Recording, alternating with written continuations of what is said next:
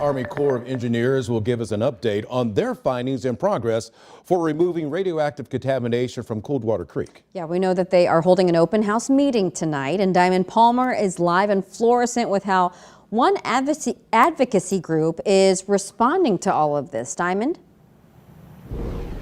Yeah, Michelle and Rennie, Just Moms STL, that advocacy group you mentioned, is actually headed to Washington, D.C. this morning to continue their efforts for victims of radioactive waste. They say they've been doing so since 2014, pushing federal officials to give answers. And that's why the U.S. Army Corps of Engineers says that's why they're hosting an open house here at the Florissant Municipal Courts building. So just to give viewers some background about this, the contamination actually happened after radioactive waste from World War II bomb-making materials were burned in the West Lake Landfill, the Bridgeton Landfill, and near Coldwater Creek, not too far from Jana Elementary School. Now, during the remediation, crews worked 10-hour shifts and dug down 14 feet inside of the creek.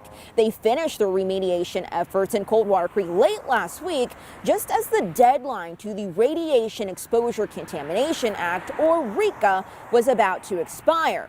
The program ran for more than 30 years, with Just Moms STL pushing for lawmakers to extend it. Vocal lawmakers supporting the expansion of RECA include Senator Josh Hawley, Congresswoman Cori Bush, and Representative Tricia Burns.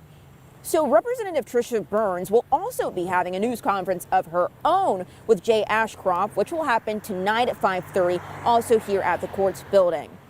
Both have been vocal about having a path forward for victim compensation. Tonight's open house will happen from 6 until 8 at the Florissant Municipal Courts building. But there will also be a presentation, of course, a question and answer session. But Just Moms STL says they've been warning federal officials about this exposure for years.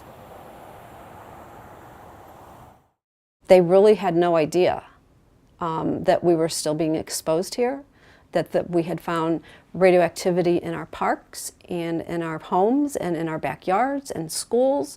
No, we're not giving up. And you know what? We've had to tap into retirement accounts. Bet we'll do it again. The U.S. Army Corps of Engineers say in total they dug up about 8 Olympic-sized pools worth of soil. They say of that, only 2 Olympic-sized pools were actually contaminated soil. But coming up in the next half hour, we'll break down the timeline of when the Army Corps of Engineers expects to also remediate additional areas along the creek. Reporting here in Florissant, Diamond Palmer, 5 on your side.